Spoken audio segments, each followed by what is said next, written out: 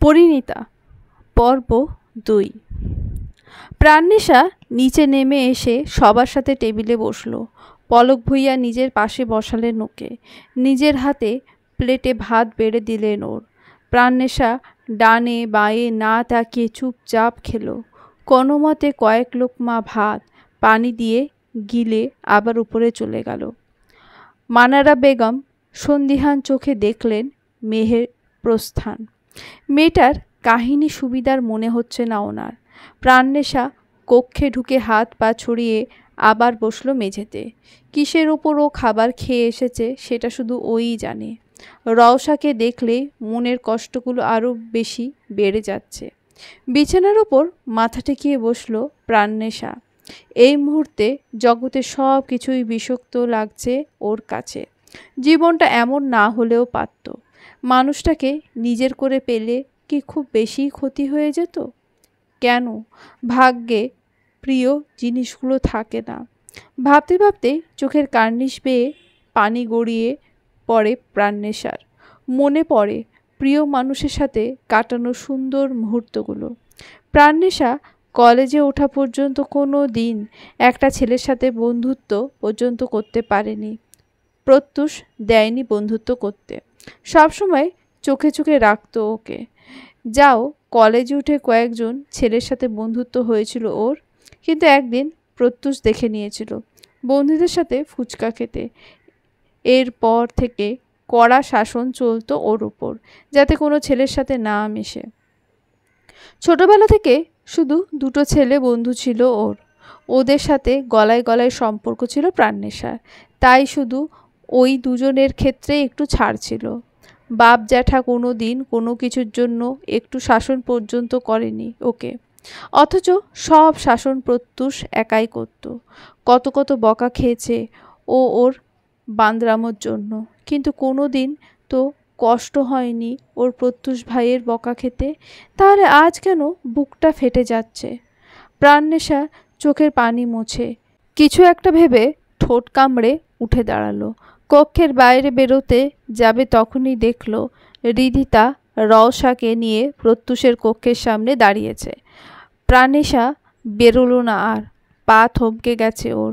চেষ্টা করে এগোতে পারে না, কান্না পাচ্ছে আবার। আজ ওর প্রিয় মানুষটার বাসর রাত। ভাবতেই বুকের মধ্যে অসীম যন্ত্রণার ঢেউ আছড়ে পড়ে। প্রাণনেশা আবার দৌড়ে কক্ষে ঢোকে। মেঝেতে বসে বিছানায় মুখ গুজে হু হু করে কাঁদতে শুরু করলো প্রাণনেশা। ভাঙা হৃদয়টাই নিমেষেই তিক্ত অনুভূতিতে ভরে ওঠে। জ্বলে ওঠে কিশোরীর হৃদয়। প্রত্যুষ ভাই এমন কেন করলো? বিয়ে যদি অন্য কাউকেই করবে, তাহলে তাকে কেন এত এত স্বপ্ন দেখালো, এত এত ওয়াদা দিল? ওর প্রিয় মানুষটাকে আজ অন্য কেউ ছোবে, সেটা যেন বুকের ভেতর খান খান করে দিচ্ছে। দরজা খোলা থাকায় প্রত্যুষের ঘরে সহজেই ঢুকতে পারল রওশা। রিদিতা রওশাকে ঘরে ঢুকিয়ে দিয়ে কানে কানে বলল, বেস্ট অফ লাক। রওশা কিছুটা লজ্জা ভয় মিশ্রিত দৃষ্টি নিয়ে তাকালো রিদিতার পানে। রিদিতা মৃদু হেসে বলল, ভয় পেও না রওশা, আমার দেওর একটু রাগী টাইপের হলেও কিন্তু খুব ভালো। একবার মনে জায়গা করতে পারলে খুব ভালোবাসবে তোমাকে। বলেই চোখ টিপল। রওশা লাজুক হাসে। রিদিতা ওকে কক্ষে ঢুকিয়ে দিয়ে বাইরে থেকে দরজা আঁচলে বেঁধে দিল। রওশা ভয়ে ভয়ে চোখ বোলালো কক্ষের চারপাশে। কক্ষের দেওয়ালগুলো সাদা রঙে আবৃত করে রাখা। চোখে ফুটেছে ভীষণ। ঘরের ফার্নিচারও সুন্দর কারুকার্য, সেগুলোতেও সাদা রঙের মাধুর্যতা। ঘরের এক কোণে দেওয়ালের পাশে বড় করে একজন শ্যামপুরুষের ছবি টাঙানো। ঘরের এক কোণে আর্টের বিভিন্ন সাপ্লিমেন্টস, রং তুলি ক্যানভাসে ভরপুর। প্রতিটা ক্যানভাসে চিত্রকর্মে নিদারুণ সৌন্দর্যতা। দেখেই বোঝা যাবে এ কক্ষে যে থাকে সে নিঃসন্দেহে ভীষণ শৌখিন। রওশা মুগ্ধ নজরে তাকালো কক্ষের চারিদিকে। এই মেয়ে, কে আপনি? আমার রুমে ঢুকেছেন কেন? রাশভারী কণ্ঠে চিৎকার শুনে কেঁপে উঠল রওশা। ভয়ে ভয়ে তাকিয়ে দেখল প্রত্যুষ রাগে ফুঁসছে। রওশার অন্তরাত্মা কেঁপে ওঠে। প্রত্যুষের চোখ মুখ অসম্ভব লাল হয়ে আছে, চোখগুলো ফুলে আছে। কেঁদেছে নাকি সে? চুলগুলো এলোমেলো হয়ে কপালের উপরে পড়ে আছে। বুকের কাছে শার্টের বোতাম কয়েকটা খোলা, প্রচণ্ড এলোমেলো লাগছে ওকে। রওশা উত্তর না পেয়ে প্রত্যুষের মেজাজ বিগড়ালো আবার। ধমকে বলল, কানে শোনেন না আপনি?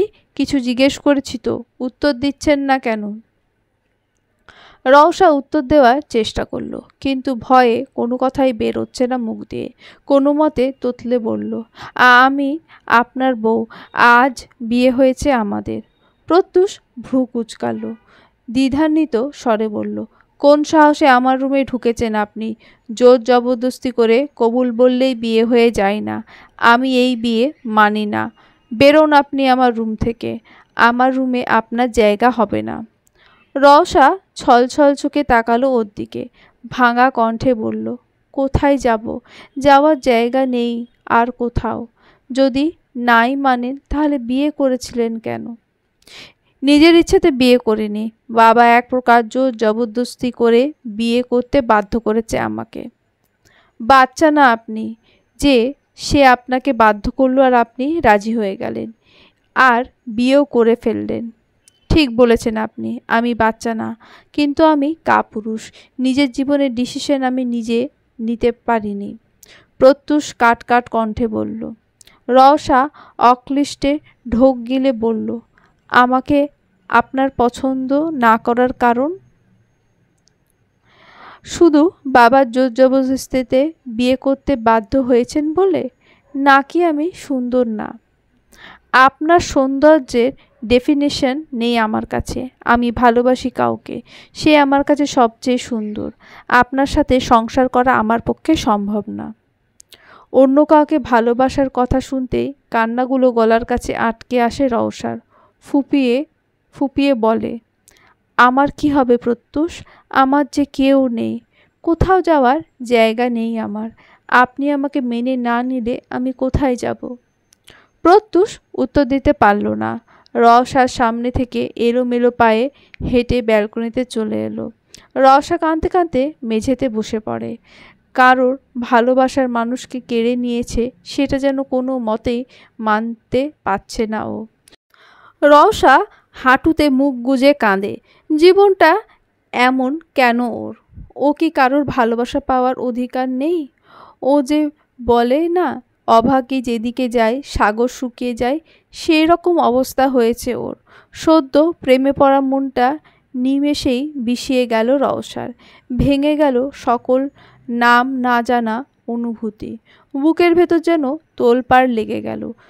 সামনের দিনগুলো পরিণতির কথা ভাবতেই জোরে কেঁদে উঠল মেয়েটা। ব্যালকনির রেলিংয়ের সাথে হাত ঠেকিয়ে মাথা নিচু করে দাঁড়িয়ে থাকে প্রত্যুষ। মনে করে একে একে ঘটে যাওয়া সব কিছু। প্রতিদিনের মতোই হসপিটাল থেকে এসেছিল ও, কিন্তু আসা মাত্রই ওর বাবা বলল বন্ধুর বাড়ি যাবেন উনি, গুরুত্বপূর্ণ কাজ আছে একটা সেখানে, প্রত্যুষকেও যেতে হবে সাথে।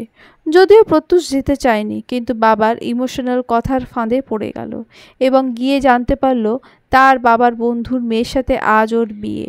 যদিও অনেক ঝগড়া হয়েছে ওর বাবার সাথে, কিন্তু তার বাবা তাকে রাজি করানোর জন্য তার কাছে হাত জোর করে মিনতি করেছে, কেঁদেছে, এমনকি পায়ে পর্যন্ত ধরতে গিয়েছিল। এসব ভাবতেই যন্ত্রণাগুলো আরও বেশি বেড়ে যায়। প্রত্যুষের কান্না পায়। এতটা অসহায় নিজেকে আর কখনো মনে হয়নি ওর। ওর প্রাণটা ভালো আছে তো? নিশ্চয়ই কাঁদছে অনেক। মেয়েটা তো ওর সাথে অন্য কোনো মেয়ের ছায়াও সহ্য করতে পারে না। এসব কি করে সহ্য করছে? শুধুমাত্র ওর কাপুরুষতার জন্য ওর প্রাণটা এতটা কষ্ট পাচ্ছে। কিভাবে বকেছে ওকে? ও তো চায়নি এভাবে বকতে, কিন্তু ও যখন রেগেই ছিল তখনই প্রাণনেশা এসে ঢুকলো, আর ওর সব রাগ গিয়ে পড়ল প্রাণনেশার ওপর। প্রত্যুষ রেলিংয়ের সাথে পিঠ ঠেকিয়ে বসে পড়ে। মনে মনে বলে, প্রাণ আমার, ক্ষমা করে দিস তোর প্রত্যুষ ভাইকে। তোর প্রত্যুষ ভাই তোর ভালোবাসার যোগ্য না। নিস্তব্ধ রজনী কেটে যায় 3টি জীবনের যন্ত্রণা আর হাহাকারে। রাতের নিস্তব্ধতার সাথে মিশে যায় ওদের কান্নাগুলো। একদিনে কিভাবে 3টে জীবন এলোমেলো হয়ে গেল। কেউই জানে না অন্যজনের মনের খবর। কেউই আসলে ভালো নেই। কেউ না পেয়ে কাতরাচ্ছে, কেউ পেয়েও আফসোস করছে। 3টি জীবনের ভবিষ্যতের দিনগুলো কেমন হবে সেটা আসলে সৃষ্টিকর্তা ছাড়া আর কেউই জানার ক্ষমতা নেই। প্রাণনেশা বিছানায় মুখ গুজে কাঁদছিল। মাথায় কারোর হাতের ছোঁয়া পেতে মুখ তুলে তাকায় ও। পিয়াস ভুইয়া স্নেহ ভরা দৃষ্টিতে তাকিয়ে হাত বুলিয়ে দেয় ওর মাথায়। প্রাণনেশা চটজলদি নিজের চোখের পানি মোছে ভেজা গলায় বলে, বাবা তুমি? এত কিসের কষ্ট আমার মেয়েটার? কেন ওভাবে কাঁদছো? পিয়াস ভুইয়া মুখ কালো করে বলল। প্রাণনেশা মাথা নিচু করে খাটের সাথে পিঠ ঠেকিয়ে বসল। ভাঙা গলায় বলল, জানি না কিসের এত কষ্ট, জানি না, শুধু জানি কান্না পাচ্ছে। কি হয়েছে বলো আমাকে? বাবাকে না বললে কাকে বলবে? দেখবে বাবাকে বললে মনটা একটু হালকা হবে। কিছু হয়নি বাবা। পিয়াস ভুইয়া মেয়ের পাশে বসলেন। এক হাতে জড়িয়ে ধরলেন মেয়েকে। স্নেহভরা কণ্ঠে বলল, বলো আমাকে, নয়তো বাবা রাগ করবে তোমার সাথে। প্রাণনেশা জড়িয়ে ধরল তাকে। এই মানুষটাই তার প্রশান্তি, হাজারো কষ্টের ভিড়ে একটু শান্তির ছায়া, যাকে সে অবাধে তার সকল যন্ত্রণার কথা বলতে পারে, যে মুখ ফুটে না বলতেই সব কিছু বুঝে যায়, যাকে সে সব কিছু নির্বিকারে শেয়ার করতে পারে, যে তার বেস্ট ফ্রেন্ড। প্রাণনেশা বাবার বুকে মাথা রাখল, বলল, কাউকে ভালোবাসা কি অপরাধ বাবা? পিয়াস ভুইয়া বিচলিত হলেন। এতক্ষণে বুঝতে পারলেন তার মেয়ের এত কষ্টের কারণ। যদিও এমন কিছু আগেই ধারণা করেছিলেন তিনি, কিন্তু তার ধারণা যে এভাবে সত্যি হয়ে যাবে সেটা তিনি স্বপ্নেও ভাবতে পারেননি। মেয়ে তাহলে তার প্রেমের বিষে জর্জরিত হয়েছে, কিন্তু সেই ছেলেটা কে যার জন্য তার মেয়ে এতটা কষ্ট পাচ্ছে? পিয়াস ভুইয়া হাত বুলিয়ে দিলেন ওর মাথায়, নম্র কণ্ঠে বললেন, ছেলেটা কে? বলে লাভ কি বাবা? সে কখনোই আমার হবে না, সে অন্যের হয়ে গেছে। আমাকে বলো আম্মা, না বললে কি করে বুঝবো? তাহলে তুমি কথা দাও, তাকে তুমি এনে দেবে আমার কাছে। প্রাণনেশা মাথা তুলে আশাভরা দৃষ্টিতে তাকিয়ে বলল। পিয়াস ভুইয়া মেয়ের গালে আলতো হাত রেখে বললেন, চেষ্টা করব। প্রাণনেশা ঢোক গিলল, বলল, প্রত্যুষ ভাই। পিয়াস ভুইয়া হতবাক হয়ে তাকিয়ে রইলেন মেয়ের পানে। চোখের পলক ফেলতেও ভুলে গেলেন যেন। প্রাণনেশা চোখের পাতা ঝাপটালো, ঠোঁট উল্টে বলল, কিছু বলো বাবা। এসব কি বলছো তুমি আম্মা? প্রত্যুষ ভাই তোমার ভাই হয়? পিয়াস ভুইয়া হতভম্ব হয়ে বললেন, আমি তো জানি, কিন্তু সে তো আমার নিজের ভাই না। তাহলে কেন আমি তাকে ভালোবাসতে পারবো না? এটা সম্ভব নয় আম্মা। কেন সম্ভব নয় বাবা? আমার কি কাউকে ভালোবাসার অধিকার নেই? আছে আম্মা, কেন থাকবে না? কিন্তু তার যে বিয়ে হয়ে গেছে আরেকজনের সাথে। প্রাণনেশার চোখ ভরাট হয়ে আসে, চোখের পানি ছেড়ে দিয়ে বলে, কেন বিয়ে করতে দিয়েছো তাকে? আমার যে খুব কষ্ট হচ্ছে বাবা। কেন তাকে আটকালে না তোমরা? কেন আমার থেকে কেড়ে নিলে তাকে? পিয়াস ভুইয়া চুপ হয়ে গেলেন। কি করে বলবেন তিনি মেয়েকে, যে তিনি সহ দাঁড়িয়ে থেকে তার মেয়ের ভালোবাসাকে অন্য সাথে বেঁধে দিয়েছে? ইস, কেন তিনি জানতে পারলেন না তার মেয়ের মনের কথা? এখন মেয়েটাকে তিনি কীভাবে সামলাবেন? বাবাকে চুপ থাকতে দেখে প্রাণনেশা আবারও বলল, জানো বাবা, সে আমাকে বলেছিল আমাকে তার বউ বানাবে, কিন্তু সে তার কথা রাখেনি। সে অন্য কাউকে বিয়ে করে নিয়েছে। প্রত্যুষ তোমাকে এসব কথা বলেছে? পিয়াস ভুইয়া অবাক হয়ে বললেন, হ্যাঁ বলেছে সে এসব, কিন্তু এসব নাকি সে মজা করে বলেছে আমার থেকে ছাড়া পাওয়ার জন্য। আমি যে তার যোগ্য না, আমার যে তার বউ হওয়ার কোনো যোগ্যতাই নেই। পিয়াস ভুইয়া জড়িয়ে ধরলেন মেয়েকে, উৎকণ্ঠা নিয়ে বললেন, কে বলেছে আমার মেয়েটা যোগ্য নয়? এসব ভাববে না আম্মা। কেন নিজের মধ্যে নিজেকে নিয়ে হীনমন্যতা সৃষ্টি করছো? নইলে দেখো না, সে আমাকে কথা দিয়েও আরেকজনকে বিয়ে করে নিল। আমি যে সইতে পারছি না এই কষ্ট। আমাকে মেরে ফেলো বাবা, এই কষ্ট থেকে মুক্তি পাই আমি। পিয়াস ভূঁইয়া শক্ত করে জড়িয়ে ধরে মেয়েকে। প্রাণনেশা লেপ্টে থাকে বাবার বুকের সাথে। পিয়াস ভূঁইয়া ভেজা কণ্ঠে বললেন, প্রত্যুষ তোমার সব কিছু হয়ে গেল আম্মা, আর আমরা তোমার কেউ না? আমি কি করে বাঁচব তোমাকে ছাড়া? আর তার মা, আমাদের কথা একবারও ভাববেই না তুমি? এইসব কথা নির্বিকারে বলে ফেললে। আমি জানি আম্মা, সব দোষ আমার। আমি তার ভালোবাসার কথা আগে জানতে পারিনি। আই এম সরি আম্মা, মাফ করে দিও তোমার বাবাকে। তোমার বাবা তোমার ভালোবাসাকে তোমার কাছে ফিরিয়ে দিতে পারেনি। এতক্ষণের সব কথা কক্ষের বাইরে থেকে শোনেন মনারা বেগম। তার মেয়েটা এতটা ভালোবাসে প্রত্যুষকে। কই কোনোদিন তো জানতে পারেননি তিনি। যদি মেয়ের না বলা কথা বুঝতেই না পারেন, তাহলে তিনি কেমন মা? মনারা বেগম কান্না আটকে রাখেন কোনো মতে। প্রাণনেশা তার কাছে এখনো একটা বাচ্চার মতো। মায়েদের কাছে তাদের সন্তানেরা কখনো বড় হয় না, কিন্তু মনারা বেগমের ক্ষেত্রে এই অনুভূতিটা একটু বেশি। কেউ দেখার আগেই দ্রুত পায়ে হেঁটে নিজের কক্ষে গেলেন তিনি। কষ্ট হচ্ছে প্রাণনেশার জন্য, অসম্ভব কষ্ট হচ্ছে তার।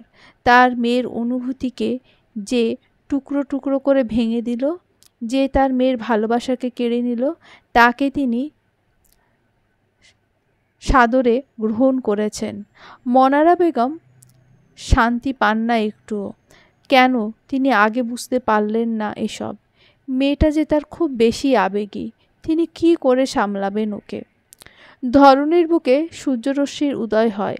রাতের অন্ধকার কেটে গিয়ে সুন্দর সূর্যের আলো সেজে যায় ধরত্রীতে। পিয়াস ভূঁইয়া খাটের সাথে পিঠ ঠেকিয়ে বসে আছে। প্রাণনেশা ঘুমিয়ে আছে তার কোলে। পুরোটা রাত ঘুমোননি তিনি। জেগে থেকে মেয়ের মনের দুঃখগুলো শুনেছেন। পুরোটা রাত মেয়েটা বাবাকে জড়িয়ে ধরে চোখের পানি ফেলেছে। অভিযোগ করেছে কেন সে তার ভালোবাসাকে পেল না, কেন সে নিজের ভালোবাসাটুকু পাওয়া থেকে বঞ্চিত হলো। পিয়াস ভূঁইয়া কোনো উত্তর দিতে পারেননি, শুধু সান্ত্বনা দেওয়ার চেষ্টা করেছেন মেয়েকে। যদিও সদ্য মন ভাঙা প্রাণনেশার এই সান্ত্বনায় কোনো প্রভাব ফেলেনি। তার ওপর বাবাকে কষ্টের কথাগুলো বলে নিজের মনটা হালকা করেছে। প্রাণনেশা নিজেও ঘুমিয়েছে সকালে সূর্যের আলো ফোটার একটু আগেই, কিন্তু পিয়াস ভূঁইয়ার চোখে সে ঘুমটুকুও ধরা দেয়নি। মনারা বেগম ঘুম ভাঙতে কিছুটা বেলা হয়ে যায়। সময় অনুমান করতেই তিনি তড়িঘড়ি করে নিচে নামে। পুরো রাত প্রাণনেশার চিন্তায় ঘুমোতে না পারলেও সকালের দিকে চোখটা লেগে এসেছিল তার। ফলস্বরূপ ঘুম ভাঙতে দেরি হয়ে গেল। কিচেনে মালিহা বেগম নাস্তা বানাচ্ছিলেন। কয়েকজন সার্ভেন্ট তাকে হাতে হাতে সাহায্য করে দিচ্ছিল। মনারা বেগমকে হন্তদন্ত হয়ে আসতে থেকে মালিহা বেগম মৃদু হাসলেন। চুলায় পরাটা সেঁকতে সেঁকতে বললেন, এতক্ষণে ঘুম ভাঙলো তোর? সরি, লেট হয়ে গেছে অনেক, তাই না? রাতে একটুও ঘুম হয়নি, তাই সকালে ঘুম ভাঙছিল না। বলেই তিনি নিজের কাজে হাত লাগালেন। তবে মালিহা বেগম বেশিরভাগ রান্না প্রায় শেষ করে ফেলেছেন।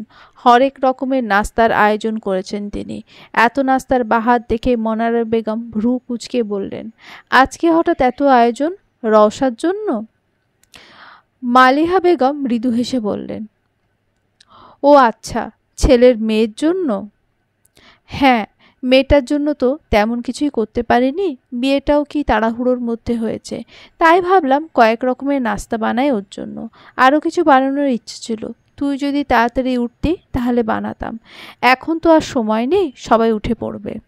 তোমার ছেলের বউর জন্য আমি কেন এত নাস্তা বানাতে যাব? মনারা বেগম তাচ্ছিল্যের হেসে বললেন।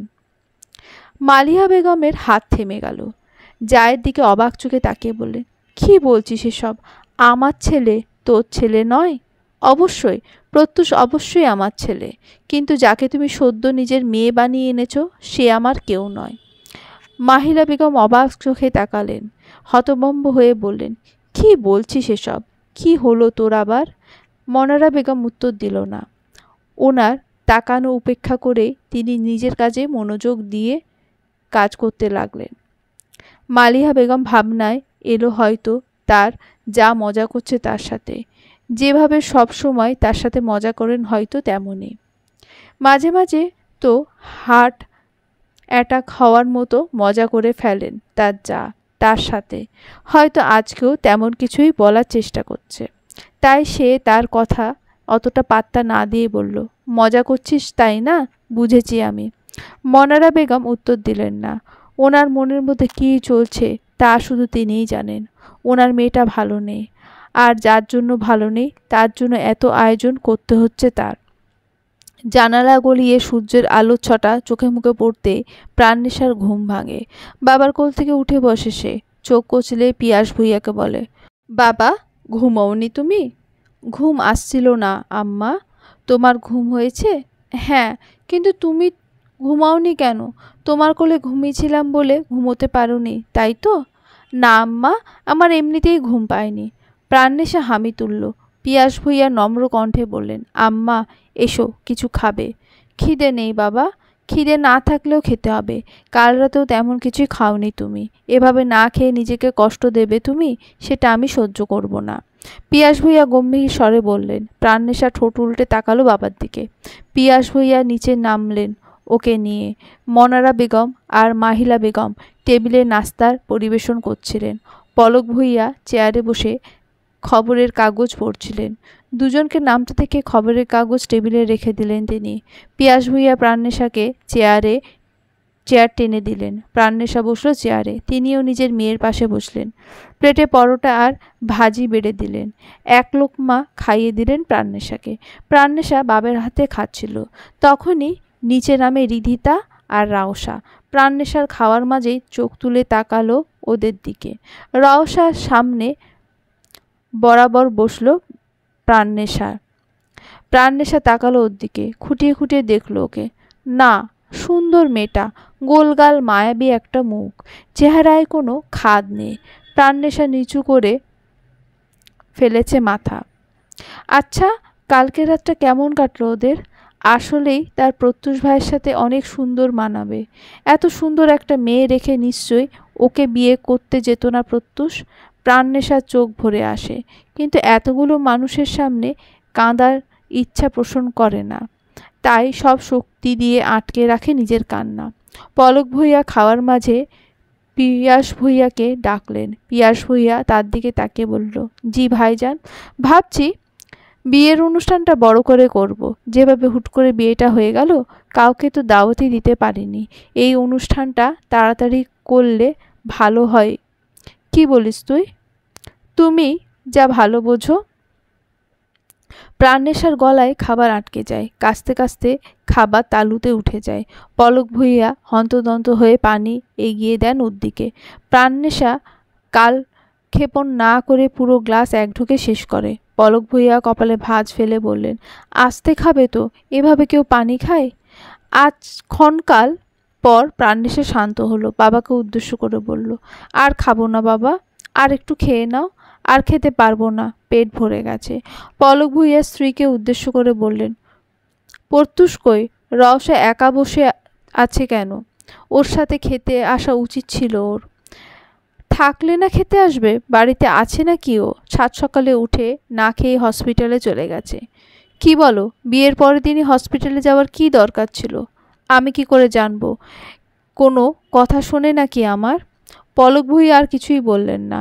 প্রাণনেশা উঠে চলে যাবে তার আগেই রিধিতা বলল, কই যাস তুই? কালকেই তো প্রত্যুষের বকা খেয়ে দরজা আটকে বসেছিলি। পরিচিত হতে পারিসনি নতুন ভাবিপুর সাথে। আজকে অন্তত পরিচিত হ, আমাদের সাথে গল্প কর। তোর ছোট ভাবিপু বারবার তোর কথা জিজ্ঞেস করছিল। তার অনেক ইচ্ছে তোর সাথে বন্ধু হওয়ার। প্রাণনেশা থমকে দাঁড়ালো। এমনিতেই কষ্টের শেষ নেই ওর, তার উপর তার পরিবারের মানুষগুলো এক একটা কথা বলে তার কষ্ট আরও বাড়িয়ে দিচ্ছে। প্রাণনেশা মুখে কৃত্রিম হাসি ফুটিয়ে তাকালো রিধিতার দিকে।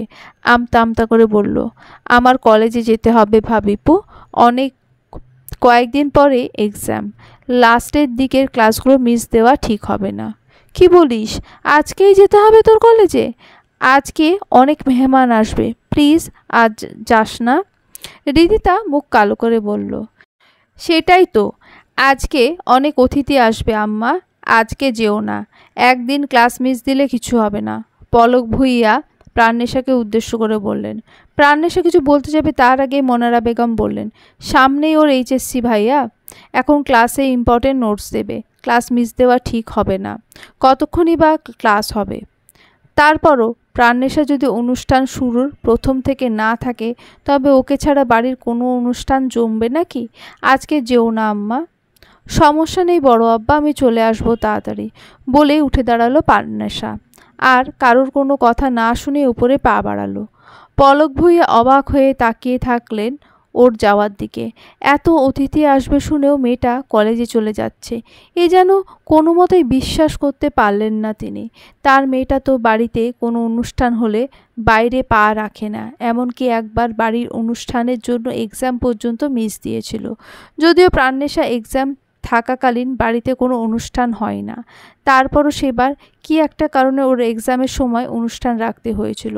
ক্লাস 9-এর বার্ষিক পরীক্ষা চলছিল তখন ওর। মনারা বেগম এক্সাম দিতে যেতে বলতে বলতে গলা শুকিয়ে ফেললেও সেদিন বাড়ি থেকে বের করতে পারেননি প্রাণনেশাকে, যদিও পলক ভুঁইয়া পক্ষে ছিল ওর। তিনি প্রাণনেশাকে সঙ্গে দিয়ে বলেছিলেন প্রাণনেশা যদি এক্সাম না দিতে চায় তাহলে দেবে না। তিনি সুপারিশ করে বলেছিলেন একটা এক্সাম না দিলে কিছু হবে না, তার মেয়েটা বাড়িতে না থাকলে কোনো কিছুই ভালোভাবে সম্পন্ন হবে না। তারপরে প্রিন্সিপালের কাছে গিয়ে তিনি প্রাণনেশার পরের ক্লাসে ওঠার জন্য বন্দোবস্ত করে এসেছিলেন। তাহলে আজ কি হলো? কেন প্রাণনেশা এমন করছে? কেন বাড়িতে থাকতে চাইছে না? কি হলো আবার ওর? প্রাণনেশা চুপচাপ বসে আছে ক্লাসরুমে। ক্লাসে খুবই কম সংখ্যক ছাত্রছাত্রী উপস্থিত, এখনও ক্লাস শুরু হতে ঢের বাকি। আজ প্রাণনেশা একটু তাড়াতাড়ি কলেজ চলে এসেছে। বাড়িতে থাকলে প্রতিনিয়ত রওশাকে চোখের সামনে দেখতে হচ্ছে, দম বন্ধ হয়ে আসছে ওর। বাইরের এই খোলা বাতাসটুকু শ্বাস নেওয়ার জন্য খুব বেশি প্রয়োজন ছিল ওর। ক্লাসে যে কয়েক ছাত্রছাত্রী উপস্থিত আছে সবাই হরদম গল্প আর হইহুল্লোড়ে মেতে আছে। ক্লাসের সব বন্ধুমহল খোশ গল্পে বুঁদ, সবাই তাদের জমানো কথা উগরে দিচ্ছে তাদের প্রিয় বন্ধু বান্ধবের কাছে। তবে আজকে প্রাণনেশা এই সব কিছুই ভালো লাগছে না। যেখানে মন বিক্ষিপ্ত সেখানে কারোর হাসি খুশিও সহ্য হয় না। এদের অত আহ্লাদীপনা মাথা ব্যথা ধরিয়ে দিচ্ছে প্রাণনেশার। সহ্য হচ্ছে না কিছুই। বুকের ব্যথা সাথে এখন মাথা ব্যথাটাও চাড়া দিয়ে উঠেছে।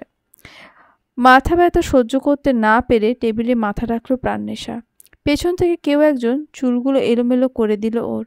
চুলে টান পড়তেই প্রাণনেশা চোখ খুলে চোখ মুখ কুঁচকে মাথা ওঠালো। সামনেই মুগ্ধর হাসি হাসি মুখ দেখে কপাল কুঁচকালো। মুগ্ধ হাসি হাসি মুখে বলল, কি রে ভুয়া, আজ তুই এত তাড়াতাড়ি? আর এভাবে চুপ করে বসে আছিস কেন? প্রাণনেশা বিরক্তিসূচক শব্দ করে মাথা নাড়ে, হাত দিয়ে দুপাশে বিনুনি দুটো ঠিক করার চেষ্টা করে। বন্ধুর প্রশ্নের কোনো উত্তর দেয় না। মুগ্ধ ও ছোটবেলার বন্ধু, দুজনের গলায় গলায় বন্ধুত্ব। সেই প্লে থেকে একসাথে পড়াশোনা করছে দুজনে, এখনও একসাথেই রয়েছে।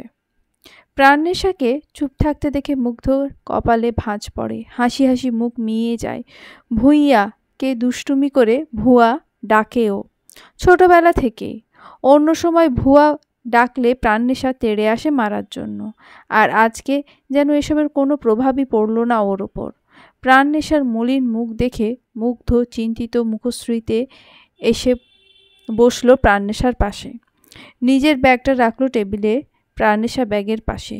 চিন্তিত স্বরে বলল, কি হয়েছে তোর? মন খারাপ মনে হচ্ছে? না, কিছু হয়নি।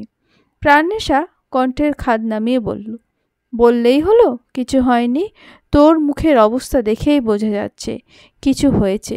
কি হয়েছে বলতো? প্রত্যুষ ভাই আবার কিছু বলেছে? প্রাণনেশার বুকের যন্ত্রণা আরও বেড়ে যায় প্রত্যুষের নাম শুনে। অক্লিষ্ট ঢোক গিলে বলে, নাম নিস না তার। ওমা কেন? কি হয়েছে আবার? এমনিতেই তো তার নাম নিলে লাল নীল বেগুনি সব হয়ে যাস, আর এখন নাম নিতে মানা করছিস কেন? বকা খেয়েছিস নাকি আবার? প্রাণনেশা চোখ দিয়ে অবিকল ধারায় পানি গড়ায়। প্রাণনেশা হাজারো চেষ্টা করেও আটকাতে পারে না। মুগ্ধ অবাক হয়ে তাকালো ওর দিকে। কান্নার কারণ বুঝতে পারল না। বান্ধবীর কান্নার কারণ বুঝতে না পারলেও মুগ্ধ ওর পাশ ঘেঁষে বসল। বিভ্রান্ত হয়ে বলল, দোস্ত কি হয়েছে বল না প্লিজ, টেনশন হচ্ছে এবার কিন্তু। বেশি বকা খেয়েছিস প্রত্যুষ ভাইয়ার থেকে? প্রাণনেশা কান্নার মাঝে দুপাশে মাথা নাড়ল, হাত দিয়ে মুখ চেপে কান্না আটকানোর চেষ্টা করল। মুগ্ধ বিহলিত হলো। সান্ত্বনা দেবে কি নিয়ে, যেখানে ওর কান্নার কারণটাই জানা নেই ওর। প্রাণনেশা সময় নিয়ে শান্ত করার চেষ্টা করলো নিজেকে।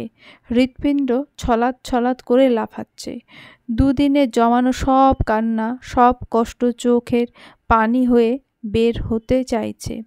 ওর বাবা মার পরে একমাত্র বন্ধু মুগ্ধর কাছেই ওর সব যন্ত্রণা দুঃখ কষ্ট শেয়ার করতে পারে। মুগ্ধর কাছে প্রাণনেশা যেন একটা খোলা ডায়েরি, যার কোনো কিছু ওর কাছে লুকোনো থাকে না, যাকে সহজেই পড়তে পারে মুগ্ধ। মুগ্ধ মাথায় হাত বুলিয়ে দিল প্রাণনেশার। নম্র কণ্ঠে জিজ্ঞেস করল, দোস্ত আমাকে বল না কি হয়েছে, প্লিজ কাঁদিস না, কেন কাঁদছিস এভাবে? প্রাণনেশা হিচকি তুলে ভাঙা কণ্ঠে বলল, জানিস প্রত্যুষ ভাইয়া বিয়ে করেছে আরেকটা মেয়েকে। মুগ্ধ হতভম্ব হয়ে তাকালো প্রাণনেশার দিকে। মনে করল সে যেন ভুল শুনেছে।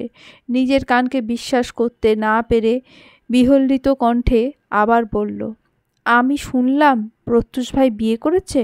ভুল শুনলাম হয়তো, তাই না? না, ভুল শুনিসনি, এটাই সত্যি। বিয়ে করেছে প্রত্যুষ ভাই আর একটা মেয়েকে। কালকে তার বিয়ে করা বউকে বাড়িতে নিয়ে এসেছে। প্রাণনেশা নাক টেনে বলল। মুগ্ধর বিশ্বাস হচ্ছে না যেন কথাটা। প্রত্যুষ আরেকটা মেয়েকে বিয়ে করেছে, এ যেন তার ভাবনার বাইরে। কিন্তু প্রাণনেশার কান্না দেখেই তো বোঝা যাচ্ছে ঠিক কতটা কষ্ট নিয়ে কাঁদছে মেয়েটা। মুগ্ধ চেষ্টা করল না আর প্রাণনেশার কান্না থামানোর। প্রিয় মানুষ হারানোর কষ্ট যে কোনো সান্ত্বনায় নিরূপণ হবে না তা মুগ্ধের জানা। ও জানে প্রাণনেশা ক্ষণকাল বাচ্চাদের মতো কাঁদবে, তারপরে নিজে নিজেই শান্ত হবে। প্রাণনেশা শান্ত হলো, কান্না থামিয়ে ভেজা চোখে তাকালো মুগ্ধর দিকে। মুগ্ধ নম্র দৃষ্টি নিক্ষেপ করলো প্রাণনেশার দিকে, বলল, এবার আমাকে খুলে বল কি হয়েছে। তোর কথার আগামাথা কিছুই বুঝতে পারছি না আমি। আমার জাস্ট বিশ্বাস হচ্ছে না প্রত্যুষ ভাই বিয়ে করার ব্যাপারটা। কি আর হবে, প্রত্যুষ ভাই বিয়ে করেছে, তুই বিশ্বাস না করলে আমার কিছুই করার নেই। কিন্তু এটাই সত্যি, একটা অনেক সুন্দর মেয়েকে বিয়ে করেছে প্রত্যুষ ভাই। প্রাণনেশা ন্যাতানো কণ্ঠে বলল। মুগ্ধ চিন্তিত কণ্ঠে বলল, কিন্তু প্রত্যুষ ভাই এমন কেন করেছে? সে না বলেছিল তোকে বিয়ে করবে? তাহলে তুই জিজ্ঞেস করিসনি কিছু? করেছি, খবরটা শোনার পরই ছুটে গেছিলাম তার কাছে জিজ্ঞেস করতে, কিন্তু তার এক রাশ অপমান পেয়ে ফিরে এসেছি। মুগ্ধ যেন আজ চমকের পর চমক শেষই হচ্ছে না। প্রত্যুষ অপমান করেছে, তাও প্রাণনেশাকে? মুগ্ধ নড়ে চড়ে বসল, কাট কাট কণ্ঠে বলল, খোলাসা করে বল তো কি বলেছে, একটা শব্দও বাদ দিবি না। প্রত্যুষ ভাই প্রচণ্ড রেগেছিল। বলেছে সে আমাকে কোনো দিনই ভালোবাসেনি, আমি পাগলামো করতাম তাকে নিয়ে, তাই আমার থেকে ছাড়া পাওয়ার জন্য আমার সাথে নাটক করেছে। আমার কোনো যোগ্যতা নেই তাকে পাওয়ার, আমি যাতে তাকে আর বিরক্ত না করি। মুগ্ধ ভাবল কিছু একটা, চিন্তিত কণ্ঠে বলল, দোস্ত আমার মনে হচ্ছে কিছু একটা সমস্যা হয়েছে। প্রত্যুষ ভাইয়া এসব মন থেকে বলছে না। সব মন থেকেই বলেছে রে। আসলেই আমার কি যোগ্যতা আছে তাকে পাওয়ার? আমি সবসময় তাকে নিয়ে পাগলামি করতাম, তাই নাটক করেছে আমার সাথে, খেলেছে আমার ফিলিংস নিয়ে। আমার মনে হয় না প্রত্যুষ ভাই এমন কিছুই করতে পারে। তুই একটু ভেবে দেখ, হঠাৎ করে কেন বিয়ে করলো ভাইয়া? আবার বলছিস বাড়ির কেউই জানতো না? বাড়ির কাউকে না জানিয়ে বিয়ে করার কারণ? বড় আব্বু আর বাবা জানতো। প্রাণনেশা মুগ্ধের কথার মাঝেই বলল। মুগ্ধ কপালে ভাঁজ পড়ে। বেঞ্চের ওপর হাত ঠেকিয়ে চিন্তিত স্বরে বলে, কিছু তো গড়বড় আছে দোস্ত। বড়রা এটা নিয়ে কিছু বলেনি? জানি না আমি। সারাক্ষণই তো দরজা বন্ধ করে বসেছিলাম। প্রাণনেশা চোখ মুখ কুঁচকে বলল। মুগ্ধ বড় করে নিঃশ্বাস ফেলল। প্রাণনেশাকে বোঝানোর চেষ্টা করে বলল, শোন, আমি বলি তোকে সেদিন মুগ্ধ ভাই রেগেছিল, কিন্তু যদি নিজের ইচ্ছায় নিজের পছন্দে বিয়ে করে তাহলে রেগে থাকবে কেন? কেনই বা রাগ তোর ওপর ঝাড়বে? আবার বলছিস তোর মতো সেও দরজা বন্ধ করে বসেছিল। যদি সদ্য বিয়ে করা বউকে এতই পছন্দ হয় তাহলে তাকে তো অবহেলা করলো কেন? ব্যাপারটা চিন্তার না? প্রাণনেশা ভাবল, মাথা চুলকে বলল, আসলেই তো। আমি তো ব্যাপারটা চিন্তা করিনি।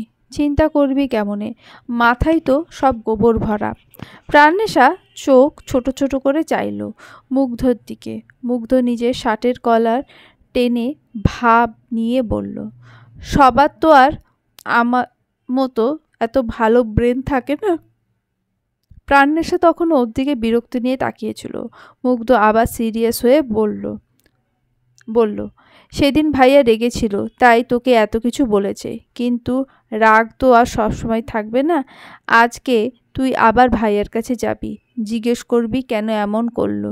সময় নিয়ে কথা বলবি। ভাইয়া তোকে যাই বলুক না কেন, যতই বকা দিক না কেন, তুই রুম ছেড়ে বেরোবি না। পুরো ঘটনা শুনে তারপরেই সিদ্ধান্ত নিবি। ভালোবাসা পাওয়ার জন্য এইটুকু তো করতেই হবে তোকে, নয়তো একদিনে নিজের যে অবস্থা করেছিস পরে তো তোকে খুঁজেই পাওয়া যাবে না, বুঝেছিস? প্রাণনেশা বাচ্চাদের মতো ওপর নিচ মাথা নাড়ালো। মুগ্ধ মুচকি হেসে বলল, মনে হচ্ছে তোর প্রত্যুষ ভাই এখনো হারিয়ে যায়নি তোর থেকে। বিয়েটার পেছনে হয়তো কোনো না কোনো কারণ ছিল। কারণটা উদ্ঘাটন করতে পারলেই প্রত্যুষ ভাই তোর। এবার একটা সুন্দর হাসি দে, তোর গোমরা মুখ দেখতে ভালো লাগছে না। প্রাণনেশা ঠোঁট বিস্তৃত করে হাসল। জল জল চোখে তাকালো মুগ্ধের দিকে। উচ্ছ্বসিত হয়ে বলল, সত্যি প্রত্যুষ ভাই আমার হবে? আমার প্ল্যান ফলো করলেই হবে। প্রতিটা প্ল্যান আমি তোকে স্টেপ বাই স্টেপ জানিয়ে দেব। আমার কথা মতো কাজ করলেই হবে। মুগ্ধ প্রাণনেশার গান টেনে দিয়ে বলল। কিছু একটা ভেবেই প্রাণনেশার হাসি মিলিয়ে যায়। মুখ কালো করে মুগ্ধের উদ্দেশ্যে বলল, ধরে নে সব ঠিক হলো, প্রত্যুষ ভাই আমার হলো, তারপর তার বউয়ের কি হবে? একটা মেয়ে থেকে তার স্বামী কেড়ে নেব? প্রত্যুষ ভাই যদি তোকে ভালোবাসে তাহলে তুই আরেকজনের কথা কেন ভাবতে যাবি? ভালোবাসায় কোনো স্যাক্রিফাইস নেই, না আছে কোনো কম্প্রোমাইজ। তুই বল, যদি প্রত্যুষ ভাইকে পাওয়ার কোনো চান্স আসে, সেটা তুই হাতছাড়া করবি? প্রাণনেশা দুদিকে মাথা নাড়ালো। মুগ্ধ আবার বলল, তাহলে তুই আরেকজনের কথা চিন্তা করলে তো প্রিয় মানুষকে হারিয়ে ফেলতে হবে। এই বিষয়ে একটু স্বার্থপর যে হতেই হবে দোস্ত। হয়তো সৃষ্টিকর্তা সে মানুষটার জন্য কাউকে না কাউকে মিলিয়ে দেবে। প্রাণনেশা নীরব থাকলো কিছুক্ষণ। মুগ্ধ নীরবতা পালন করলো প্রাণনেশার সাথে। কিছু সময় অতিবাহিত হওয়ার পর প্রাণনেশা বলল, ঠিক বলেছিস, একটু স্বার্থপর হতেই হয়। যারা ভালোবাসে স্যাক্রিফাইস করে তারা কখনো ভালো থাকতে পারে না। কিন্তু আমি ভালো থাকতে চাই, আমার ভালোবাসার মানুষের সাথে ভালো থাকতে চাই। প্রাণনেশা নিজের হাসি চওড়া করল। এতক্ষণে মনে হচ্ছে বুক থেকে ভারী কোনো পাথর নেমেছে। কষ্টগুলো কোথায় যেন ভ্যানিশ হয়ে গেছে। মুগ্ধ আসলেই জাদুকরের মতো সব দুঃখ ভ্যানিশ করার ক্ষমতা রাখে। ইস, আগে কেন ওকে জানালো না এসব? কালকে যখন পুরোটা রাত ও কেঁদে কেঁদে ধুকে ধুকে মরেছে, তখনই তো কল করে হলেও জানাতে পারত মুগ্ধকে। প্রাণনেশা জানে না সে বুকে যে আশা বেঁধেছে তা আদৌ সত্য হবে কি না, মুগ্ধের প্ল্যান আসলেই কাজ করবে কি না তাও জানা নেই। শুধু এটুকু জানা আছে, প্রাণনেশা চিন্তামুক্ত হয়েছে। মুগ্ধের আশ্বাস ওকে চিন্তা মুক্ত করেছে। এবার ও একটু ভালোভাবে শ্বাস নিতে পারছে। সব চিন্তা কর্পূরের মতো উবে গেছে। আর তা সম্ভব হয়েছে শুধুমাত্র জাদুকর মুগ্ধের জন্য। প্রাণনেশা আবার কিছু বলতে যাবে তার আগেই ক্লাসরুমে টিচার প্রবেশ করলেন। প্রাণনেশা থেমে গেল। আশেপাশে তাকিয়ে দেখল ইতিমধ্যেই পুরো ক্লাস স্টুডেন্টে ভর্তি হয়ে গেছে। দুজনের কথার মাঝে কখন ওরা সবাই উপস্থিত হলো, কখন সময় কেটে গেল টেরই পায়নি দুজনে। তার উপর আবার দুজনে বসেছে একবারে লাস্ট বেঞ্চে। সবাই দাঁড়িয়ে সম্মান প্রদর্শন করলো স্যারকে। ম্যাথ টিচার হারুন রশিদ, মাথায় ইয়া বড় টাক, চোখে গোল ফ্রেমের চশমা, চোখে মুখে সবসময় জ্ঞানী জ্ঞানী ভাব রাখার চেষ্টা করেন। স্টুডেন্টদের দাঁড়িয়ে থাকতে দেখে বিজ্ঞের মতো পুরো ক্লাসে চোখ বোলালেন তিনি। সবাইকে বসার নির্দেশ না দিয়ে নিজে গিয়ে চেয়ার টেনে বসলেন।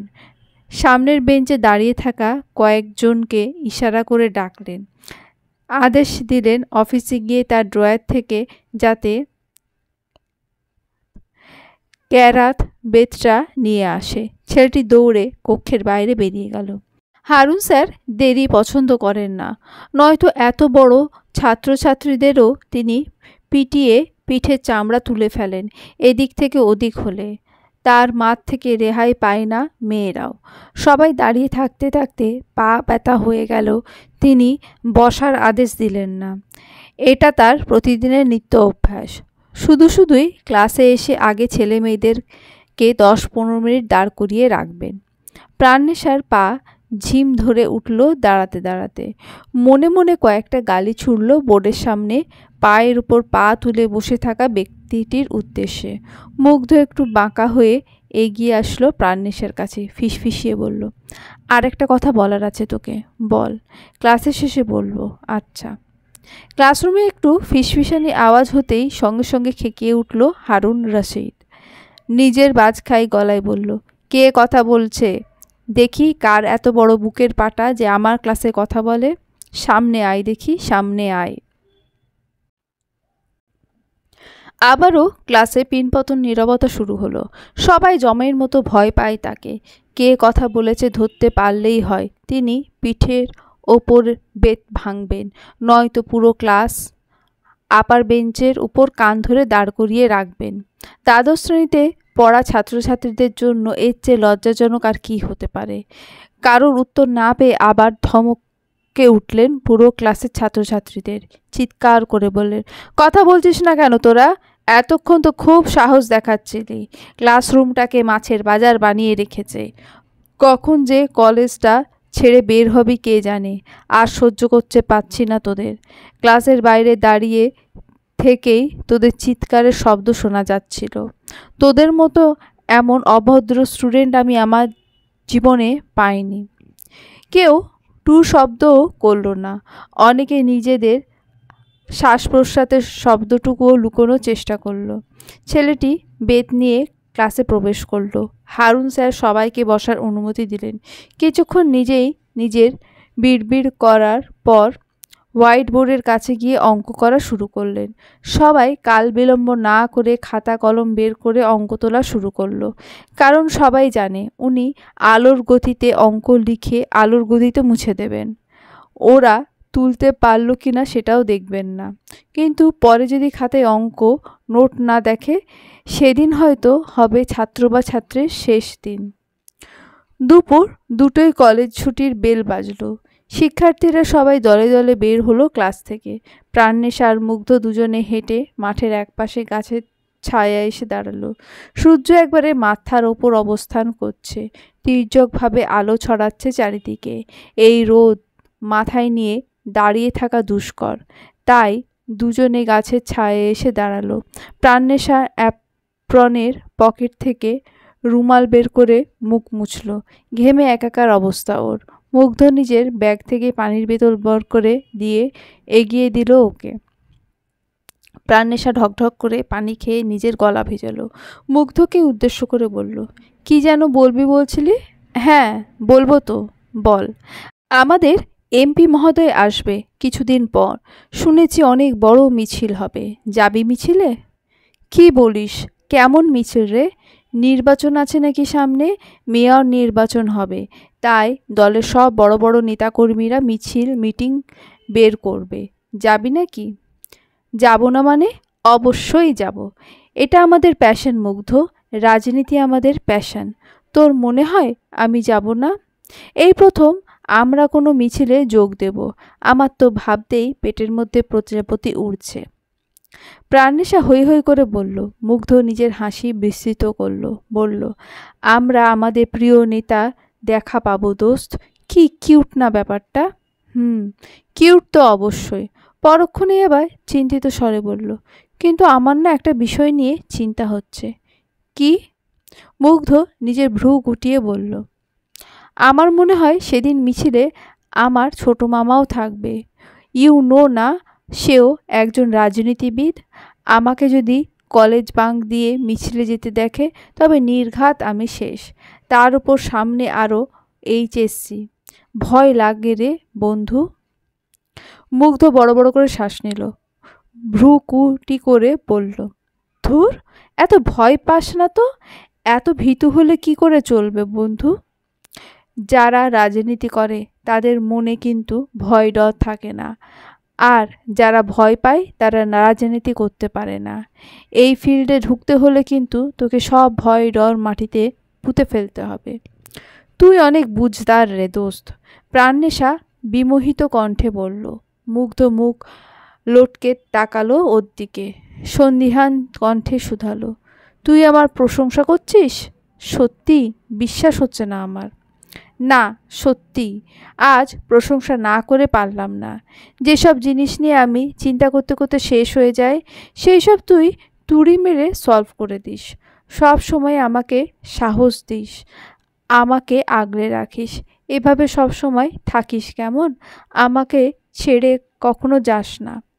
মুগ্ধ ঠোঁট বিস্তৃত করে হাসল, কণ্ঠে আশ্বাস ঢেলে দিয়ে বলল, চিন্তা করিস না বন্ধু, তোকে ছেড়ে কোথাও যাব না। প্যারা নাই, আছি সব সময়। প্রাণনেশা হাসি মুখে তাকালো ওর দিকে। মুগ্ধ তাড়া দিয়ে বলল, কিরে, বাড়ি যাবি না? কথা বলতে বলতে কিন্তু পুরো কলেজ খালি হয়ে গেছে। হ্যাঁ হ্যাঁ, যাব তো। তাহলে চল যাওয়া যাক। দুজনে কলেজের গেট পেরিয়ে বাইরে বেরোলো। গেটের বাইরে ড্রাইভার অপেক্ষা করছে গাড়ি নিয়ে। প্রাণনেশা মুগ্ধের দিকে তাকিয়ে বলল, গাড়ি চলে এসেছে, আমি তাহলে বাড়ি যাই। যা। আর শোন, যেভাবে বলেছি সেভাবে গিয়ে প্রত্যুষ ভাইকে জিজ্ঞেস করবি। মনে হয় না প্রত্যুষ ভাইয়া আজকে আর সতীটা লুকিয়ে রাখতে পারবে। ওকে। আমার ভয় লাগে, আমি কিন্তু কল দেব তোকে। আচ্ছা, বাই। বলেই প্রাণনেশা গাড়িতে উঠল। গাড়ির জানলা দিয়ে গেটের সামনে দাঁড়িয়ে থাকা মুগ্ধকে হাত দিয়ে বিদায় জানালো। মুগ্ধ মুচকি হেসে হাত নাড়ালো, ইশারায় মনে করিয়ে দেয় আজকে প্রাণনেশার করণীয়। ড্রাইভার গাড়ি স্টার্ট দিয়ে সামনে এগিয়ে নিয়ে যায়। মুগ্ধ এক পলক সেই দিকে তাকিয়ে রাস্তায় অন্যদিকে হাঁটা ধরে। গাড়ি এসে সাজানো গেটের ভেতর প্রবেশ করলো। প্রাণনেশা জানলা দিয়ে অবাক হয়ে দেখলো সব কিছু। বাড়ির চারপাশে ফুল দিয়ে সাজানো হচ্ছে, অনেকে আবার লাইটিংয়ের কাজও করছে। বাড়ির সামনে ইতিমধ্যেই কিছু মানুষের সমাবেশ লক্ষ্য করা যাচ্ছে।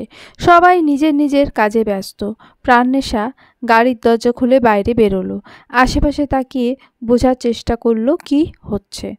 বিশাল এরিয়া জুড়ে ভূঁইয়া বাড়ি, মাঝখানে সরু রাস্তা বাড়ির সদর দরজা পর্যন্ত। দুপাশে আঙিনায় সবুজ ঘাসের সমাহার, দেখতে পুরনো আমলের জমিদারি বাড়ির মতো। তিনতলা প্রাচীন বাড়িটি পূর্বপুরুষদের স্মৃতি বহন করে। বাড়ির ভেতরে ঝাঁ চকচকে করা হলেও বাইরে কোনো রকম পরিবর্তনের কাজ করা হয়নি। পলক ভূঁইয়া আর পিয়াস ভূঁইয়া চাননি তাদের পূর্বপুরুষদের স্মৃতি মুছে যাক, তাই এখনও প্রাচীনকালের আঁচড় আছে বাড়িটির বাইরের দিকের বেশভূষায়। প্রাণনেশার দাদা সেই যুগে জমিদার ছিলেন, প্রচুর পরিমাণ সহায় সম্পত্তিও ছিল তার, যা তিনি মৃত্যুর আগে তার ছেলে মেয়েদের জন্য রেখে গেছেন সব কিছু। তাই এলাকায় ভূঁইয়াদের বেশ নামডাক অনেক আগে থেকেই। এলাকার অনেকেই এসেছে হাতে হাতে সাহায্য করতে। ভূঁইয়া বাড়িতে কোনো অনুষ্ঠান হলে পুরো এলাকার মানুষদের দাওয়াত থাকে, তাই অনেকে অনুষ্ঠান শুরু হওয়ার পূর্বেই চলে আসে হাতে হাতে সাহায্য করতে। আঙিনায় একটু কোণার দিক করে তেরপল টাঙানো, সেখানে রান্নার জন্য বড় বড় দেক আর লকড়ি রাখা। প্রাণনেশা ভ্রু কুঁচকে তাকালো সেই দিকে। আঙিনার এক পাশে পলক ভূঁইয়া আর পিয়াস ভূঁইয়া দাঁড়িয়ে আছে। তারা নিজেদের মধ্যে কিছু নিয়ে কথা বলছেন, সাথে কয়েকজন ছেলেকে কাজ বুঝিয়ে দিচ্ছেন। প্রাণনেশা দ্রুত পায়ে এগিয়ে গেল তাদের দিকে। পলক ভূঁইয়া প্রাণনেশাকে দেখতেই ঠোঁট বিস্তৃত করে হাসলেন।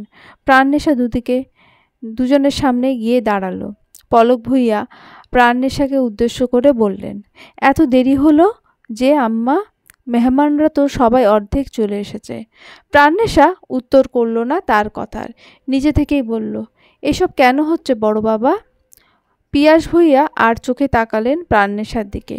মনে মনে ভাবলেন, কেন বাড়ি সাজানো হচ্ছে সেটা জানলে তার নরম মনের মেয়েটার আবার কষ্ট পাবে।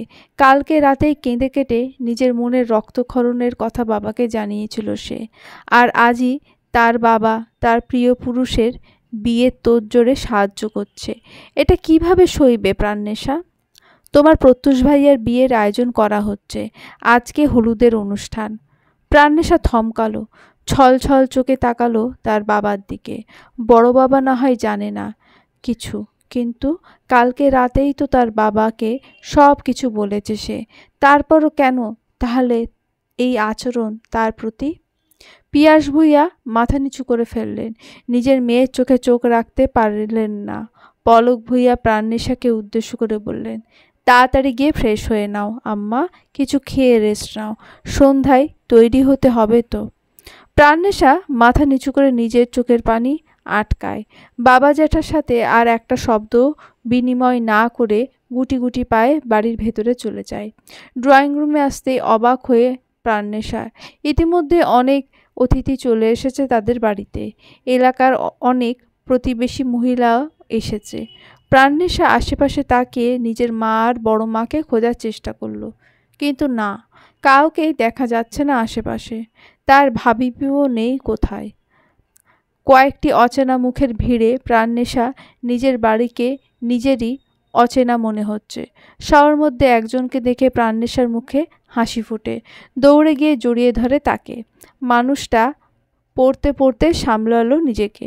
প্রাণনেশা তার বুকে মুখ গুজে বলল, ফুপিমা, কতদিন পর, অনেক মিস করেছি তোমাকে। প্রাণনেশার ফুপি প্রিয়াশা ভূঁইয়া।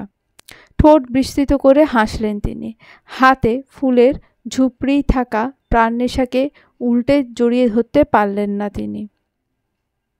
প্রাণনেশা থেকে ছাড়ল, হাসি মাখা মুখে বলল, কখন এলে? এসেছি তো সেই সকালে, কিন্তু তোর কি আর আমার খবর আছে? তোর কাছে তোর কলেজ বড়, তাই ফুপিমা আসার খবরটাও হয়তো জানতে পারিসনি। প্রাণনেশা ঠোঁট উল্টো করে তাকালো, বলল, সামনে এক্সাম তো, তাই। তুমি আসবে বললে আমি জীবনেও যেতাম না। আচ্ছা আচ্ছা, সমস্যা নেই বাচ্চা আমার, অবশ্যই পড়াশোনাকে সবার আগে প্রায়োরিটি দিতে হবে। A+ চাই কিন্তু। প্রাণনেশা হাসে মাথা হেলায়, জিজ্ঞেস করে, আরিশা আপু আসেনি? আর আদনান ভাইয়া? দুজনে এসেছে, ওপরে আছে দুজনে। আচ্ছা। প্রাণনেশা দৌড়ে দোতলায় উঠল, সোজা হেঁটে রিধিতার ঘরে ঢুকে গেল। কক্ষে রিধিতা আর আরিশা বসে গল্প করছিল। আরিশা প্রাণনেশাকে দেখেই জোরে চিৎকার দিল, দৌড়ে এসে জড়িয়ে ধরে শূন্যে তুলে ফেললো ওকে। প্রাণনেশাও শক্ত করে জড়িয়ে ধরল ওকে। দুজনের মাখো মাখো প্রেম দেখে রিধিতা ঠোঁট উল্টে বলল, আমাকে দেখি দুজনেই ভুলে গেছে। প্রাণনেশা আর আরিশা ছেড়ে দিল দুজন দুজনকে। রিধিতার কথায় শব্দ করে হেসে দিল। আরিশা চারুকলা বিভাগের ফার্স্ট ইয়ারের একজন স্টুডেন্ট। প্রাণনেশার থেকে 2 বছরের বড় হলেও প্রাণনেশার জানে জিগার। দুজনে একবারে দেখে রাখার মতো প্রেম কাহিনী। প্রাণনেশা আর আরিশা গিয়ে রিধিতার পাশে বিছানায় বসলো। তিনজনে তুমুল গল্প জুড়ে দিল। আরিশা কথা বলার মাঝে প্রাণনেশাকে উদ্দেশ্য করে বলল, কিরে, তুই আজ বাড়ির এত বড় অনুষ্ঠান ফেলে কলেজে চলে গেলি? প্রাণনেশার হাসি নিভে আসে। এতক্ষণ গল্প করার মাঝে ও বেমালুম ভুলে বসেছিল যে আজ ওর প্রাণপ্রিয়র সাথে অন্য একটা মেয়ের বিয়ে। তারপরও নিজের মুখে কৃত্রিম হাসি ফুটিয়ে বলল, আপনি সামনে এক্সাম তো তাই ইম্পর্টেন্ট ক্লাস মিস দিতে চাইনি। এখনও তো সবাই এসে পৌঁছায়নি, তার আগেই চলে এসেছি। আর অনুষ্ঠান তো অনেক দেরিতে শুরু হবে। আরিশা ছোট ছোট চোখ করে চাইল ওর দিকে। সন্দিহান কণ্ঠে বলল, সিরিয়াসলি? পরীক্ষার জন্য টেনশন করছে তাও প্রাণনেশা? এটা বিশ্বাস করতে হবে আমাকে? তারপর আবার সেই বাড়ি আসার খবর শুনে ক্লাস করতে চলে গেছে। ট্রাস্ট হচ্ছে না রে। প্রাণনেশা ঠোঁট উল্টে চাইল ওর দিকে।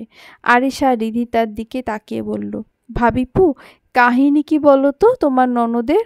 আমার তো কাহিনী সুবিধার মনে হচ্ছে না। তুমি কি কিছু জানো? রিদিতা মাথা নাড়ল দুপাশে, গালে হাত দিয়ে বলল, জানি না রে আরু। ননদিনী এখন আমাকে আর কিছুই বলে না। বলবে কি করে? দুদিন ধরে তো গল্প করতে বসছেই না আমার সাথে। তখন একটা পিঁপড়ে মরলেও এসে খবর দিত আমাকে। সকালে যখন ওভাবে চলে গেল আমার তখনই সন্দেহ হয়েছিল কিছু একটা হয়েছে। তুমি জিজ্ঞেস করো তো কি হয়েছে। আরিশা ভ্রু কুঁচকে চাইল প্রাণনেশার দিকে, বলল, কি হয়েছে বলতো? কাহিনী কি? কারোর প্রেমে পড়েছিস যাকে দেখার জন্য অনুষ্ঠান বাড়ি ছেড়ে চলে যেতে হলো?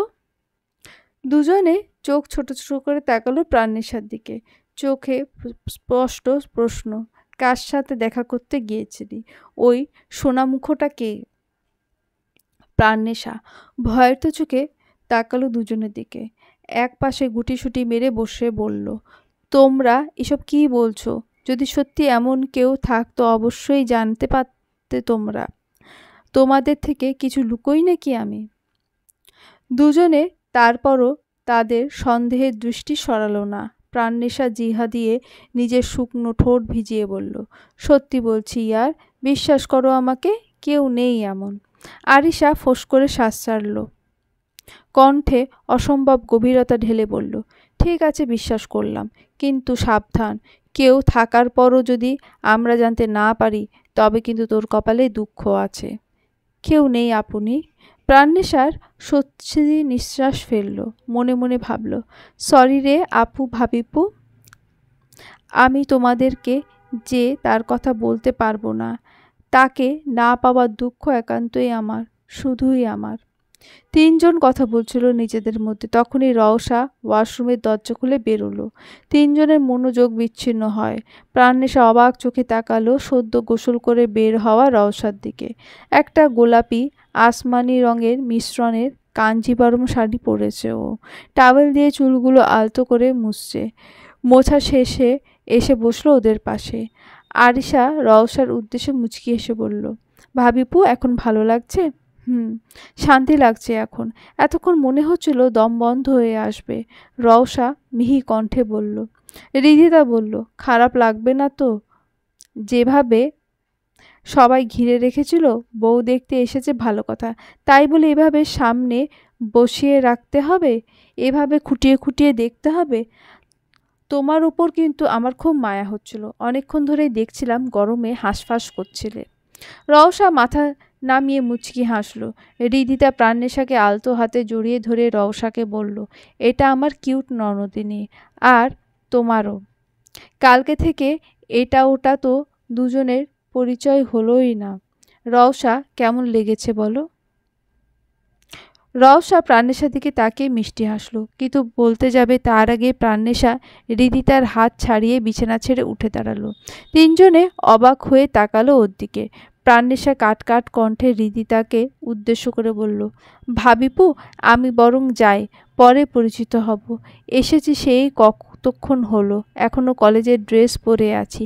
আমি ড্রেস বদলে আসছি, খিদে পেয়েছে অনেক। বলেই তিনজনের চাহনি উপেক্ষা করে গটগট পায়ে চলে গেল। কিছু বলার সুযোগও দিল না ওদেরকে। রওশা থমথমতো খায়, মনের মধ্যে খারাপ লাগা কাজ করে। কই এতক্ষণ তো রিদিতা আর আরিশার সাথে বসে বসে গল্প করছিল।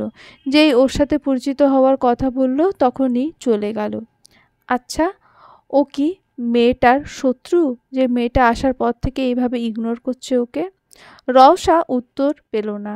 কেন প্রাণনেশা শত্রু হতে যাবে ওর? এখনো তো দুজনের পরিচয় পর্বই শেষ হলো না। হয়তো ওর পছন্দ না রওশাকে। রওশা মুখ কালো করে বসে থাকে। রওশাকে দেখে রিদিতা আমতা আমতা করে বলে, রওশা, মন খারাপ করো না তুমি। ও বলল না ফ্রেশ হতে হবে, হয়তো ছোট ভাবিপুর সাথে ধীরে সুস্থে পরিচিত হবে।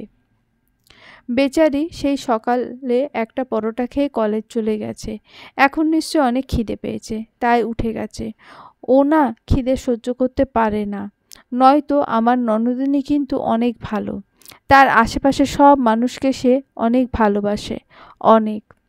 রিদিতার সাথে তাল মেলালো আরিশা, বলল, হ্যাঁ ভাবিপু, প্রাণনেশা একেবারেই সবার সাথে মিশে যায়। দেখবে তার সাথে একবার কথা হলেই ও তোমাকে বন্ধু বানিয়ে ফেলবে। ওর সাথে কথা বললে মানুষ মন ভালো হয়ে যায়। প্রাণনেশা এই বাড়ির প্রাণ। এই বাড়ির প্রতিটা মানুষের প্রাণের সাথে জুড়ে আছে ও। রওশা মাথা নিচু করে ভাবল ওর কথা। প্রাণনেশার প্রতি ইন্টারেস্ট বাড়ছে ওর। ছোটবেলা থেকেই ওর কোনো বন্ধু নেই। কারোর সাথে কথা বলতে ভালো লাগে না ওর।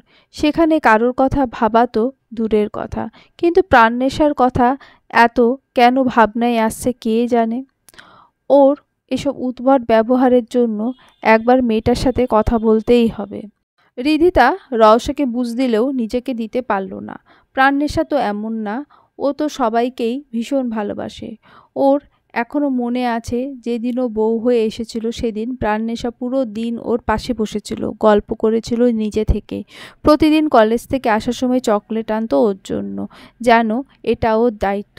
সব সময় সব কিছু ভাগ করে ওর সাথে, এমনকি একটা নতুন ড্রেস পর্যন্ত ওকে দেখিয়ে পরে। প্রথম বন্ধুত্বের হাতটা ও নিজেই বাড়িয়েছিল রিদিতার দিকে। তাহলে রওশার প্রতি এমন ব্যবহার কেন? রিদিতা নিজের ভাবনায় কুলকিনারা খুঁজে পায় না। প্রাণনেশা 1 ঘন্টা গোসলের পর বাইরে বেরোলো। এলোমেলো পা ফেলে বিছানার ওপর টান টান হয়ে শুয়ে পড়ল। চুলগুলো মোছেনি। টপ টপ করে পানি পড়ছে চুল বেয়ে। বিছানা ভিজিয়ে দিচ্ছে ওর চুলের পানি। ক্লান্ত লাগছে নিজেকে ভীষণ।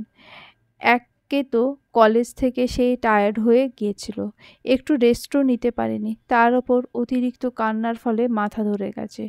চোখ মুখ লাল হয়ে গেছে ওর। কতক্ষণ ঝর্ণার নিচে বসে বসে কান্না করেছে ও, তার হিসেব নেই।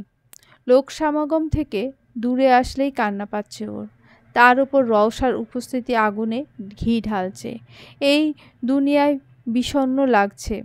চারপাশে এত রং, সবার এত আনন্দ দেখলে নিজের উপর কষ্ট অনুভব হয়। সবাই কত রঙিন হয়ে আছে, কিন্তু ওর জীবনের রঙগুলো হারিয়ে যাচ্ছে আস্তে আস্তে। প্রাণনেশা ক্ষণকাল শুয়ে থাকার পরই উঠে বসল। বিছানার পাশ থেকে টাওয়েল নিয়ে চুল পেঁচালো। একটা সাদা রঙের টপ পরনে ওর, সাথে স্কিন জিন্স। প্রাণনেশা বিছানা থেকে নেমে হাঁটুতে চিবুক ঠেকিয়ে বসল। এত লোক সমাগম সহ্য হচ্ছে না ওর। সবাই ওর মনটাকে জ্বালিয়ে উল্লাসে মেতেছে। প্রাণনেশা সেইভাবেই বসে থাকলো কিছুক্ষণ। রিদিতা খাবারের প্লেট নিয়ে ওর কক্ষে ঢুকলো। প্রাণনেশা চোখ তুলে তাকালো ওর দিকে। রিদিতা পেছন পেছন, রওশা আর রিশাও আসে। প্রাণনেশা দাঁড়িয়ে পড়ে ওদের দেখে। রিদিতা বেড সাইডের টেবিলে খাবার প্লেট রাখলো। প্রাণনেশাকে উদ্দেশ্য করে বলল, ছোট মা খাবার পাঠিয়েছে তোর জন্য, খেয়ে নে। খিদে পেয়েছিল না? আম্মু কোথায়? বাড়িতে অনেক কাজ রে, তাই আমাকে দিয়ে পাঠিয়েছে ও। আরিশা আর রওশা গিয়ে বিছানায় উঠে বসলো। প্রাণনেশা নিজেও বসলো ওদের সাথে। আরিশা প্রাণনেশার উদ্দেশ্যে মুচকি হেসে বলল, জানিস ভাবিপু কতক্ষণ ধরে তোর সাথে কথা বলার জন্য অপেক্ষা করছে। এই নিয়ে মনে হয় 20 বারের উপর জিজ্ঞেস করে ফেলেছে তোর কথা। প্রাণনেশা হাসার চেষ্টা করলো। রিদিতা প্রাণনেশাকে বলল, খেয়ে নে। খেতে ইচ্ছে করছে না ভাবিপু, ঘুমোতে ইচ্ছে করছে, ঘুম আসছে অনেক। প্রাণনেশা হামি তুলে বলল, খেয়ে নে আগে, তারপর ঘুমা। প্রাণনেশা ঠোঁট উল্টে তাকালো। রিদিতা জিজ্ঞেস করলো, আমি খাইয়ে দিই? প্রাণনেশা বাক্য বিনিময় না করে মিষ্টি হেসে সম্মতি জানালো। রিদিতা হাত ধুয়ে প্লেট হাতে নেয়, ভাতের এক লোকমা নিয়ে প্রাণনেশার মুখের সামনে ধরে। প্রাণনেশা সময় ব্যয় না করে মুখে পুরে নিল। আসলে অনেক খিদে পেয়েছিল ওর, শুধু হাতগুলোকে খাটাতে মন চাইছিল না। রওশা আরিশাকে কনুই দিয়ে গুঁতো দিল। আরিশা বাহু ডলতে ডলতে তাকালো ওর দিকে। রওশা চোখ দিয়ে ইশারা করে প্রাণনেশার সাথে কথা বলিয়ে দিতে। আরিশা গলা খাঁকড়ি দিয়ে মনোযোগ আকর্ষণ করলো সবার।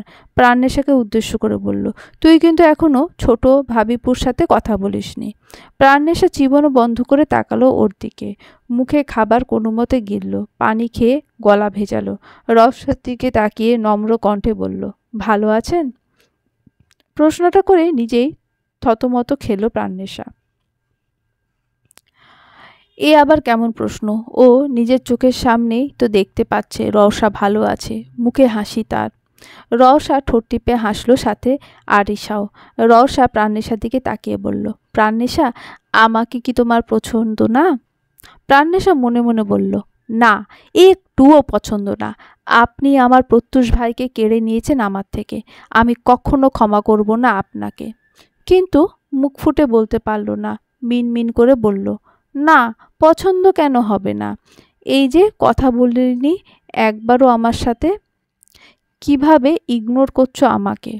প্রাণনেশা উত্তর দিল না। মনে মনে ভাবল, মেয়েটা সুন্দরী, মিষ্টি কণ্ঠে কথা বলে, নিঃসন্দেহে কোনো পুরুষ ওর প্রেমে পড়তে বাধ্য। আচ্ছা, প্রত্যুষ ভাইও কি ওর প্রেমে পড়ে যাবে? প্রাণনেশার মন উত্তর দিল, পড়লেও কি, সে তো মেয়েটার স্বামী। তার প্রেমে না পড়ে নিশ্চয়ই তোর প্রেমে পড়বে না? প্রাণনেশার বুকে তীব্র ব্যথা শুরু হয়। মুখ বুজে মাথা নিচু করে থাকে। রওশা আবার তার ঋণ ঋণে কণ্ঠে বলে, প্রাণনেশা, অনেক মিষ্টি একটা মেয়ে তুমি। থ্যাঙ্কস। প্রাণনেশা মাথা নিচু করে বলল, কোন ক্লাসে পড়ো তুমি? সামনে এইচএসসি দেব। রওশা প্রশ্ন করে একের পর এক। প্রাণনেশা হুহা করে উত্তর দিল শুধু। অসম্ভব অস্বস্তি হচ্ছে ওর রওশার সামনে। প্রাণনেশা বিছানার এক কোণে গুটিয়ে বসে। খাওয়া শেষ হয়েছে ওর অনেকক্ষণ আগেই। রওশা, রিদিতা আর আরিশা কথা বলছে নিজেদের মধ্যে। প্রাণনেশা হুট করে মুগ্ধের কথা মাথায় আসলো। ও তো বলেছিল প্রত্যুষের সাথে কথা বলে সব কিছু ক্লিয়ার করতে, কিন্তু আবার পরক্ষণেই ভাবলো, এখন আর কথা বলে লাভটাই বাকি। বিয়ে তো হয়েই গেছে, একটা সুন্দর বউ আছে, এখন তো আর কিছু বদলানো সম্ভব না। তারপরও জানতে ক্ষতি কী তাকে ঠকানোর কারণ? আর এই অসীম ভালোবাসাকে পায়ে ঠেলে দেওয়ার কারণ? প্রাণনেশা বিছানা ছেড়ে নেমে দাঁড়ালো। শেষ চেষ্টা ওকে করতেই হবে। রিদিতা প্রাণনেশার দিকে তাকিয়ে ভ্রু কুঁচকে বলল, আবার কই যাস তুই? আমি একটু নিচ থেকে ঘুরে আসি, তোমরা কথা বলো। বলেই কক্ষের বাইরে বেরিয়ে গেল। রিদিতা কপাল চাপড়ে বলল, কোথাও যদি একটু শান্তিতে বসে মেয়েটা। প্রাণনেশা প্রত্যুষের কক্ষের সামনে এসে দাঁড়ালো। দরজা সামান্য বন্ধ। প্রাণনেশার বুকে ফু দিল। দরজা খুলে পা টিপে টিপে কক্ষের ভেতরে ঢুকলো। এতক্ষণ ধরে রাখা সাহসটা হারিয়ে গেল। এখন বুকের মধ্যে ভয় বাসা বেঁধেছে। এখনও মনে আছে ওর কিভাবে গতকালকে রুম থেকে বের করে দিয়েছিল ওকে। কিন্তু এখন তো মান সম্মানের কথা ভাবলে চলবে না।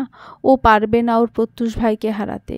যদি অপমানের বিনিময়ে, কষ্টের বিনিময়ে প্রত্যুষ ভাইকে পাওয়া যায়, তাহলে ও হাজার অপমান, হাজার কষ্ট গ্রহণ করতে রাজি আছে। প্রাণনেশা চোখ ঘুরিয়ে তাকালো আশেপাশে। ঘর খালি, প্রত্যুষ নেই ঘরে। বিছানার উপর মোবাইল ফোন পড়ে থাকতে দেখে প্রাণনেশা এগিয়ে গেল বিছানার কাছে। মোবাইল হাতে নিয়ে ভাবল প্রত্যুষ হয়তো ভুলে ফেলে গেছে। প্রাণনেশা চটজলদি মোবাইল আনলক করল। যদি এখান থেকে কোনো ক্লু পাওয়া যায়। মোবাইল অন করতেই থমকে গেল প্রাণনেশা। লক স্ক্রিনে একটা বাচ্চার ছবি। বাচ্চাটাকে চেনে প্রাণনেশা। বাচ্চাটা ও নিজেই। বয়স তখন হয়তো 6-এর কোঠায়। একটা হাঁটু সমান প্রিন্সেস ফ্রক পরা ওর। মাথার দুপাশে দুটো ছোট ঝুঁটি করে রাখা। মুখে ল্যাপটানো সুন্দর হাসি, হাতে চকলেট। একটা বাচ্চা ছেলে কোলে নিয়ে দাঁড়িয়ে আছে ওকে। বাচ্চাটাকে চিনতেও কষ্ট হয় না প্রাণনেশার। 13 বছরের প্রত্যুষের কোলে নিয়ে বসে আছে 6 বছরের প্রাণনেশাকে, মুখের সাথে মুখ লাগিয়ে সুন্দর হাসি দিয়ে। প্রাণনেশা খুঁটিয়ে খুঁটিয়ে ছবিটা দেখছিল। তখনই কেউ একজন ফোনটা টান মারল ওর হাত থেকে। প্রাণনেশা আঁতকে উঠে তাকালো সেদিকে। প্রত্যুষ চোখ ছোট ছোট করে চেয়ে আছে ওর দিকে। প্রাণনেশা শুকনো ঢোক গিলল। প্রত্যুষের অভিব্যক্তি বোঝা দায়। রেগে আছে নাকি বোঝা যাচ্ছে না। প্রত্যুষ প্রাণনেশার চোখে চোখ রেখে দাঁড়িয়ে আছে।